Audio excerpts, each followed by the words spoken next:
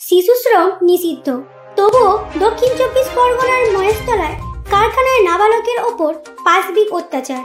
এই viral video সামনে আসতেই গোটা বাংলা কেঁপে উঠল কিছু মানুষের অমানবিক দৃশ্য দেখে।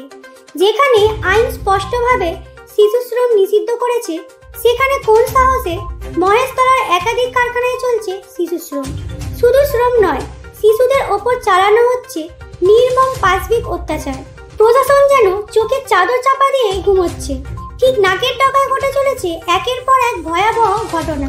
সম্প্রতি মহেশতলার একটি কারখানায় এক নাবালক শ্রমিকের ওপর অকথ্য নির্যাতনের অভিযোগ সামনে এসেছে। অভিযোগ, ওই নাবালককে মোবাইল চুরির অপবাদে উল্টো করে ঝুলিয়ে মারধর করা হয়। এখানেই শেষ নয়, তার শরীরে দেওয়া হয় বিদ্যুতের শক। শিশুশ্রমের নামে এই যে চোর অপবাদ দিয়ে পাশবিক অত্যাচার চালানো হচ্ছে, এই ভিডিও সোশ্যাল মিডিয়ায় ভাইরাল হতেই তা সমাজের কাছে এক জঘন্য বার্তা বহন করে। স্থানীয়দের বক্তব্য, এমন ঘটনা এই প্রথম নয়। বহু কারখানায় গোপনে শিশুদের দিয়ে কাজ করানো হয়, কিন্তু ভয়ের পরিবেশে কেউ মুখ খোলেন না।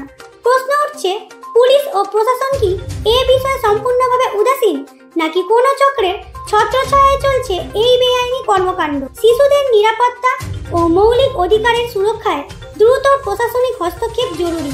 না হলে মহেশতলা আরো ভয়াবহ উদাহরণ তৈরি করবে শিশুশ্রম ও নির্যাতনের নাম করে।